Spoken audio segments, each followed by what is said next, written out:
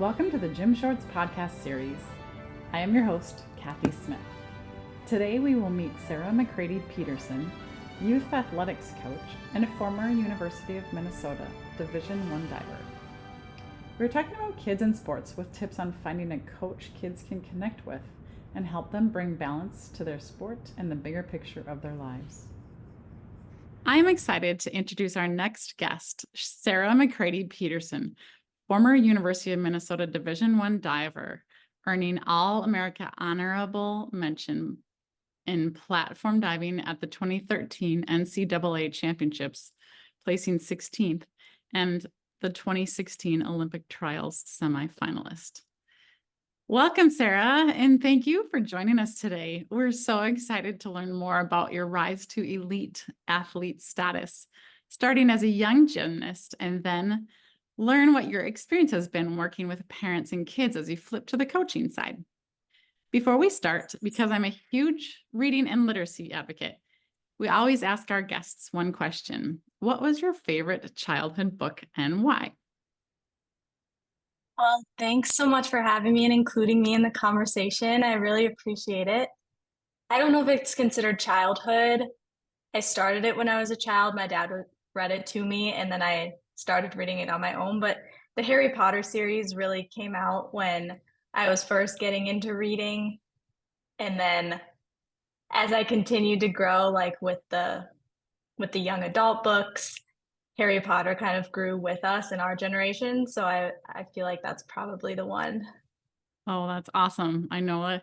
And they still seem so prevalent today. Like you see everybody still reading the Harry Potter books. So that's so cool. Thank you.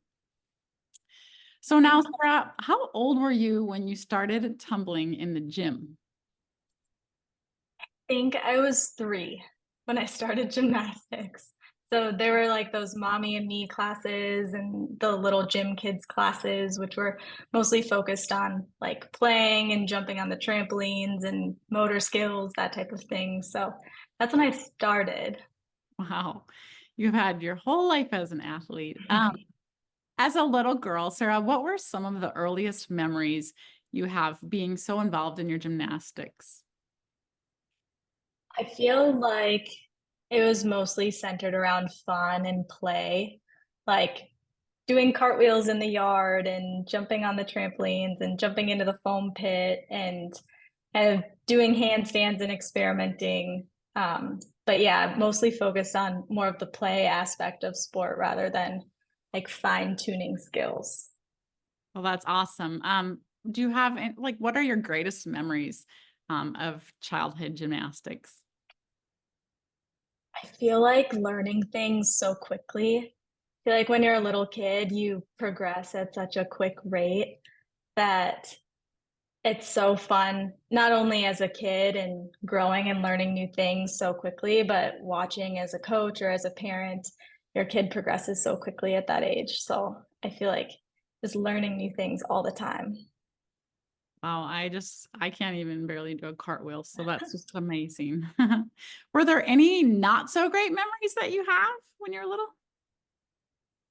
I feel like, which maybe is more specific to gymnastics and diving and more of those mental type of sports, but fear was a big thing that I struggled with as a kid. Um, just learning new skills and being scared that I was going to hurt myself or that I wasn't ready for something. I think we're all familiar with the Simone Biles thing that happened at the Olympics where she got kind of disoriented in her vault and then was nervous about it. So I feel like that was one of the toughest things growing up in a sport like that. So, Sarah, do you think it was your choice to become so competitive, or was that something you felt was expected of you from your parents and your aunt and uncle's athletics experiences since they were at the college level too? I feel like I've always been competitive, but I don't think there was an expectation set for me to be competitive or to perform. My dad was big into soccer and he never really pushed me to play or be super competitive at soccer. He kind of let us lead the what sport we decided to play and then supported us from there. But I think the environment that we were in, being surrounded by people who spoke about sports and high level athletics, being in programs with other high achieving athletes probably contributed to the competitive nature that I grew up with. But I don't think it was really an expectation per se. To be so competitive, what was your schedule like? How much time would you say you spent in the gym? A lot. A lot. With gymnastics, I think we did at the peak of my gymnastics, which I think was ninth grade, 10th grade before I switched over to diving, it was 5 days a week with 4 hours each practice. And then adding on drive time, which was 15 to 20 minutes each way. It just was obviously a lot. And then similar time commitment with diving later, 11th and 12th grade, but I did have some overlap where I was doing both from 8th grade to 10th grade. So it's a Wow. wild amount of sports. Wow. Do you think that it impacted your learning and academic goals, or did that just make you more focused? It did a little bit. Homework was always difficult for me finding time to get my homework done and get my assignments done. But I will say having that overloaded schedule really taught me structure and building my work ethic to kind of be able to achieve the things that I did academically as well as athletically. So it was tough to fit everything in, but Do you think there's a natural correlation between gymnastics and diving, or what made you make that switch? I think there's definitely correlation between gymnastics and diving more so than maybe other sports. Like if I were to switch over to soccer, I think like fundamentally both sports are about like manipulating your body into certain positions and executing them to perfection over and over again. So there aren't really external variables like a racket or a ball in the same way that other sports have. But even though you're doing flips and twists in both sports, there's technique that's different between the two. And like you're landing on your head in one sport, you're landing on your feet in the other. So technical differences, but the transition was probably easier between those two than it would have been between other sports. Yeah, I think I would land on my head every time. Um, okay, so how old were you when you switched to diving? Like what age were you when you switched? So I was in seventh grade when I first started diving, which was just with my middle school team. And I wasn't super serious about it, but ended up really liking it and joining a club team and kind of overlapped with gymnastics and diving for the next 2 years while I figured out if I wanted to continue to do both, if I wanted to switch completely over.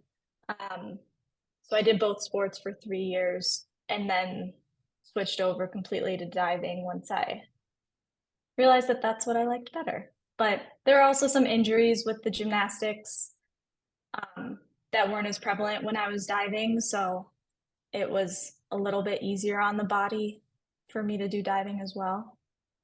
Were you ever scared up on the 10 meter when you started diving? That's so far away from the ground. Yes. Yeah, definitely. And the fear almost never went away. I feel like I just learned how to manage it better. We focused a lot on progression and you kind of start on the lower platforms, take away flips, add them as you move higher up. And I never felt like when I was getting up on 10 meter, I was unprepared for the dive that I was about to do, which I think helped manage the fear. And then the repetitive nature of practices just allowed you to do a bunch of reps. So you kind of got used to the feeling, but I wouldn't say the fear ever completely left. What was it like to be competing at the top of your sport as you participated in the 2016 Olympic trials? It was great and super hard at the same time, I feel like. Um, I had a lot of imposter syndrome going into that competition just because it was the highest level of competition that you can reach in the USA. And um, I just had always felt a little overwhelmed by the level of competition that I was competing in. Mhm. But I also had been coming off of a broken foot that happened in January, and Olympic trials were in June. So I felt a little bit unprepared as well going into it. The whole experience taught me about overcoming adversity, I feel like, where I came in not feeling as prepared as I had wanted to be. Um, Taught me about pulling myself back up after I fail because ultimately I did. Not everybody gets to be an Olympian. Not everybody who is an Olympian gets to be an Olympic champion. So it's just That in level. sport, there's a lot of failure that you have to address and tackle head on, which I think I did have to at that competition, just by not making the team at the end of the day. But looking back on it, the perspective that I have now, it was incredible that I was able to compete at that level and get to be in a competition like that. And I think I have that perspective now that due to the fact that I qualified, I was inherently good enough to be competing at that level, and the imposter syndrome shouldn't have been there the way that it was. But yeah, I think, it was a good experience to think back to. yeah. And I think when you're at that level, it's got to be like, wow, this is the best in the country. And how do I get here? I'm from Minnesota. These are these people, but also you prepared for that your whole life. And you feel like I get the imposter syndrome in my own world. So it's got to be prevalent at the top level of competition. But again, just to even qualify for the Olympics is something that like is it 0.001% of athletes ever get to. So wow, it's amazing. Thanks. If yeah, and it was so much fun to be cheering you on. It was really fun. Um Thank you.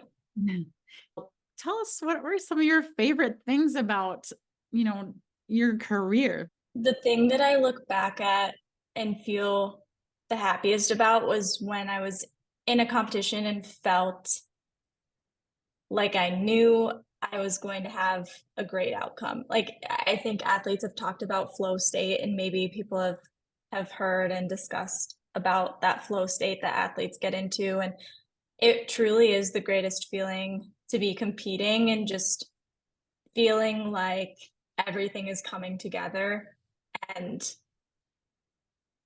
all of your training that has led up to it has just fallen into place and you're just executing, Mm. which is really hard to engage at some points. It's a hard thing to turn on. I worked a lot with sports psychs and my pre-competition routine and things like that to try to figure out what gets that flow state going. But looking back, I feel like that was the best, like Big Tens, my senior year when that was the year that I won. It was everything just fell into place and it felt like I was going to win the whole time for some reason. I just felt like it You're was in that state, that zone, or yeah. mhm. Okay. That's so cool. And I think the confidence piece is that kind of what you're working on to get into that flow state? It's like my pre-routine, which is what did I eat that morning? What am I thinking about? What am I doing before every single dive? What am I thinking about when I think about me versus the other competitors in the competition? Um, do I feel fully prepared? Do I just know that this is my year?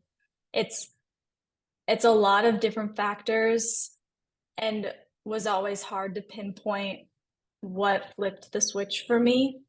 Mhm.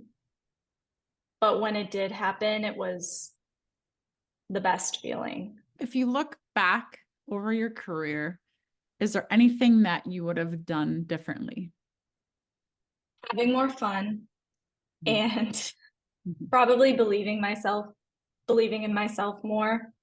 Mhm. Um, which I think probably goes back to what I was talking about with Olympic trials, just knowing that if you're in the competition, if you're in the arena, if you're in the pool, you are good enough to compete. You're good enough to give it your best and have a shot on any given day. And I think I didn't always believe that, and I would have loved to have had that perspective that just being there inherently meant that I was good enough. Yeah, you still are. Hmm. I'm just in awe of your career. Let's flip to the coaching side. After your career as a diver, you got into coaching. What was it like to start teaching young people your sports? It was completely different. An interesting characteristic about diving, and I mean gymnastics too, is they aren't lifetime sports. So the last dive I ever did off of 10-meter was at Olympic trials, and that's the last time I've done a dive of Oh, that level. It just abruptly ended. So for me, like beginning to coach really helped me stay connected with my sport. It helped me feel like I was giving back to the sport that I dedicated so many hours and years to. And um, switching over to that side was very fun in that regard, just being able to stay connected and like it was still a thing that I did and was part of. what would you recommend to those parents if they want to take things to that higher level? There's a few things probably. One, I feel like finding a coach that your kid feels comfortable with and excited to work with. I think that relationship of trust between the coach and the child is really important. There are some years that I probably spent just as much time with my coach as I did my parents and my friends. And they were there to help me through so many things and challenges and what I thought were the most important things in my life, training and competing and getting better at my sport. So I feel like that's one of the top things that I would recommend. Um, Not letting your child's sport define them, that they're bigger than their sport. I feel like sometimes I let my successes and failures in sport define me as a person, and I kind of took those on as characteristics of myself. When I would fail or when I would succeed, I would think, oh, I succeeded in general, or I Right. am a failure. Oh, So I think just not letting sports define who you are as a person is really big. And then the only other thing is recognizing signs of burnout. I think with gymnastics, that was probably another factor as to why I switched away from gymnastics to diving, was just I was burnt out, and at times my training felt like a chore or like a job rather than something that I was getting enjoyment from. It was kind of a means to an end, and the end being a competition, which you need to think of training as something that you're doing because you get to, not because you have to. So I would say that burnout is another thing that I would recommend looking out for, and going back to the coach kid relationship. I feel like that's probably one place that you can discuss signs of burnout, is empowering your kid to talk to your coaches and say, "Hey, I'm struggling right now. Can we switch my training up? Can we try something different? I just I'm not loving it right now. And I think if you have that great coach athlete relationship, then that's something that you can definitely talk about and figure out. How do how do do you think little kids experience burnout too? Probably depending on how often and how much they're doing. I think when you're talking about little kids in sport, Mhm. it's, and I'm not an early childhood development Oh, no. expert or a parent, so I can't necessarily speak to that to like, I just have my own experience coaching and being an athlete, but I think not drilling down into one sport so early can help, adding in some additional sports or supplemental sports. Like if they really love gymnastics, Mhm. then maybe adding in dance or soccer or like some other type of activity that they can also get enjoyment out of would be super awesome. And I am a big advocate for kids starting sports early, Right. just because I feel like developmentally it's a really good tool.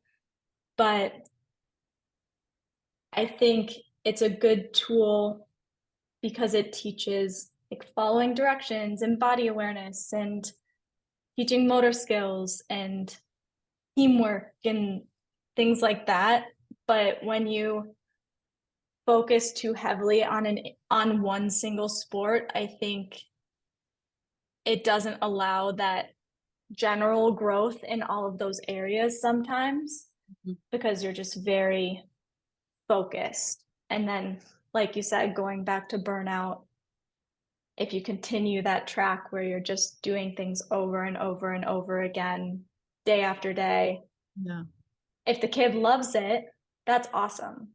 I think parents should support whatever their kids are enjoying. But if they are starting to see it as, oh, I have to go to hockey tonight, Yeah. I think that's where the red flags for me go up a little bit, where maybe we should add something else in and change things up or try to switch training up a little bit or talk to the coach and see if maybe they go one less day or try a different team or something like that. I don't always advocate for switching teams, but if they're on too intense of a team and they want to dial it back a little bit, maybe just do it for enjoyment instead of really pushing things. That makes sense. I mean, you see some kids, like if you take hockey as an example, kids are like, okay, I'm going to do this much. And then I go to JOs and then I go here and then I go to college and so sometimes maybe they just like to play hockey and they just like to have fun and Mhm. they don't, that's not their track. So I think you're right about, you know, mixing it up or switching a team or switching, level of intensity. That's awesome. Sarah, if you could tell parents 5 things um, to focus on for their kids and if they're interested in sports, what would you tell them? Number one thing that I've ran into as a coach specifically is that progress is not linear and regression in performance doesn't always reflect the full picture. So in diving, there's your approach to the board, your hurdle, and like what you do on the board before the takeoff. There's a few different techniques for it, and you can switch it up into something that is going to work better down the line. Mhm. But when you first switch it up, it completely makes things crazy. So it's going to look like your child regressed a little bit, but you take the one step back to then be able to grow even further in the future. So I think that's the first thing that I would call out is that progress is not linear. I love it. And then number 2 is that unless you are the coach is the coach, and the parent is in support mode. So I am super thankful that my parents dropped me off at practice and picked me up after, instead of watching the whole practice go down, try to grab the coach's ear. Just I was happy that my parents empowered me to connect with my coach and collaborate with them and execute our plan together, and then talk to my parents about it afterwards and say, this is what we're going to do. And it was really my coach and I working together on our plan versus like my parents getting super involved. I feel like that has helped me a ton, not only throughout my athletic career, but in the workplace as well. It's made me into an empowered individual and feeling like I have a voice in my own career and back in my athletic career as well. I will give a disclaimer, there are bad coaches and there are times for parents to jump in and advocate for their kids. There you go. But I do think that putting trust in the coach and the athlete and their relationship together in their growth plan is important. That's well said. Thanks. Mm-hmm. And then 3 more. Kids progress at different rates and kids have different strengths and weaknesses. So comparing your child to another athlete, maybe on your own team or on a different team, is just going to take the focus off of them versus putting the focus on your individual child or athlete. I think it just adds some extra pressure, and you don't know where other kids are in their journey. Those kids aren't doing the same thing as your child or your athlete. So comparison doesn't always show the whole picture. Very good. Yeah. Encouraging kids to have hobbies outside of their sport. I feel like this goes back to not letting your sport define you. I love to crochet. I like to read. I used to play my Nintendo DS in between my dives at competitions to settle down. Just things outside of sports that make you happy and give you a sense of accomplishment or just a sense of peace or enjoyment outside of your sport is really important. So I'd encourage parents to encourage their kids to do that as well, with all of the time that they have. Yeah. I'm sure. And then the last thing is just listening to your kids and listening to what they're struggling with, what their goals are, what they want to accomplish, but not forcing a conversation if your kid doesn't want to talk about it. Also, just allowing there to be silence and them time to reflect, because again, parents are in support mode versus coach mode. So listen when they want to be listened to and allow them space to reflect and think if that's what they need.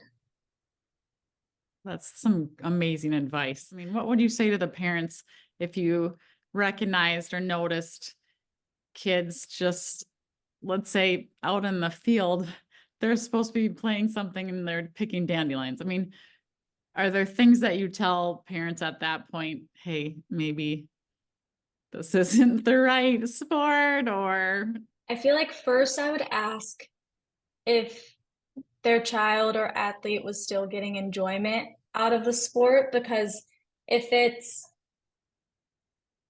there's 2 things when kids aren't putting in the work to progress to the next level. Maybe they aren't enjoying the sport anymore, and if they aren't enjoying the sport anymore, is it because they just generally don't enjoy it, or is it because they do have aspirations to get to the next level and are, again, going back to the burnout topic, but is there something that's causing them to not want to put in the work? Or is it just that they genuinely aren't really vibing with the sport anymore? Because I feel like sometimes just doing the sport is enough, and being with friends and doing a sport you love is great.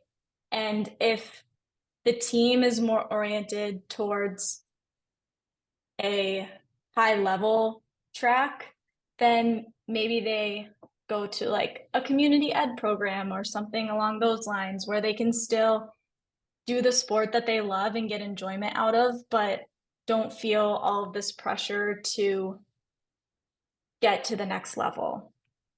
But if they want to get to the next level and aren't working hard, I think that's where you start discussing like changing up training style, asking what's affecting them at practice, talking about burnout. Maybe it's a fear related thing of going to the next level. I know with gymnastics and diving, it meant harder skills that were going to be scary. So is that what's holding them back? There's so many levers I think you can pull when it comes to kids and engaging. But I feel like a lot of times if they want to get to that next level but just aren't putting in the work, it's normally when training feels more monotonous or kind of like a chore. So talking again, that coach athlete relationship, talking to them about changing up training style or doing something fun or things like that. And a good coach will recognize when there's things like that that need to happen. My coach would do this thing where when someone was close to getting a new dive, we might have a get out dive day where maybe we all looked really tired, we all looked kind of burnt out. He says, okay, get out dive, which meant that if someone on the team was close, they could try a new dive, and then everybody was done for the day. And we could just have the day off. And it pushed that athlete to try really hard and do something new and change things up for the day and give us maybe the rest that we needed and just change things up a little bit. So I feel like when you talk about kids who are less engaged but want to be better, some of those things are probably what you start thinking about, is how can we make things more fun and less job and chore like. Oh, just amazing. Okay, I'll getting almost done with here, Sarah. What do you think about sports psychologists? Did you work with one in your sport, and do you recommend all athletes work with sports psychs? I did work with sports psychs, I think, later in high school and then throughout college and after. I think it was a couple times a month, maybe once a month.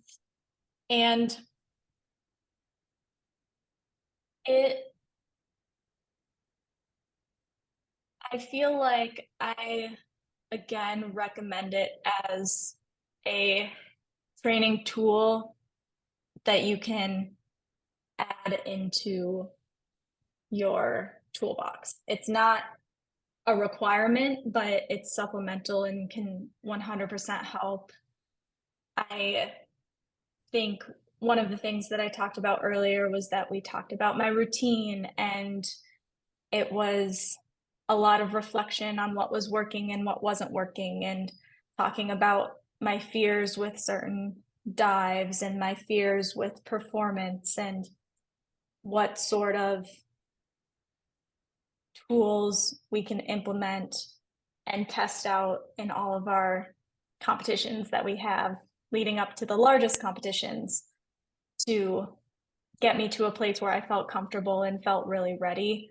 I don't think it's a requirement, but I definitely liked using a sports psych. I think there are definitely some tools that parents could look into that would provide a similar type of tool set that is maybe less costly. I know that's one thing with sport that's tough is the barrier to entry and the resources that everybody has available to them. So I would say with sports psychology, like doing meditation at home or doing visualization of what you want to look like on the day that you're competing, um, getting into the mindset of a competition while you're at practice, and just doing some of those mental training exercises on your own are also going to be huge helps that are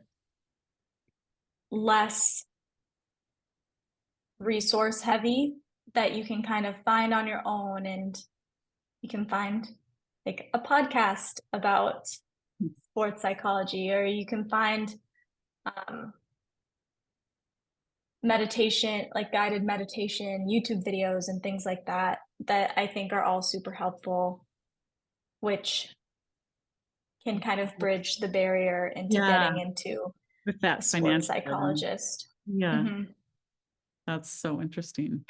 For new parents, caregivers, grandparents, or anyone helping to raise the next generation, what would your advice be if they want to get their little kids into sports?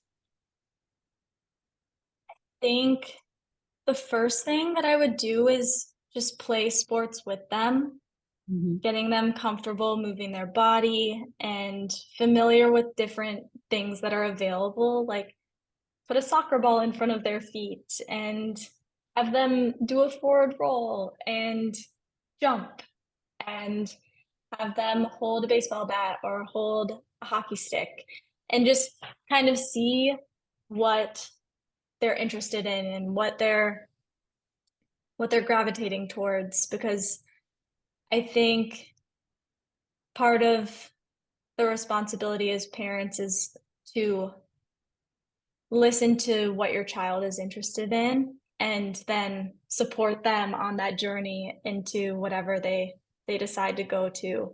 So if they do like kicking a soccer ball, maybe you start with like a community ed sports team versus jumping all in into an expensive program and getting them all of the gear, because you don't need all of that top of the line equipment to start. Just getting them familiar and trying out all of the things. But then um, once your child shows interest in wanting to play sports or pursue a single or a couple sports more, I think that's where you can look into programs that align with your budget and the time that you have to commit and your family's location, and looking at reviews online and talking to friends for coaches that are going to be supportive and a team that's going to be helping your child perform to the level that they're capable of performing to. Um, and then I'd also just encourage watching sports with your kids. I know they don't always show gymnastics or diving on TV, but YouTube has all of the recent competitions, and you can watch that with them and learn about it with them and become familiar so that you can speak their language and listen to what they're talking about and get psyched with them. So I love that. That's such a great idea. I mean, if you think about that, that's so natural um, for family time. If you're, watching on a Sunday afternoon or something, you just put sports on and you guys can have conversations. So I love it. Well, Sarah, I just want to say thank you so much for your help in advancing the sport of women's diving. As your aunt, not only I, but all of our extended family and your grandmas and grandpas are just so proud of your accomplishments. But even more, we're just really proud of you. Congratulations thank on you. all of your achievements, honey. I really appreciate it.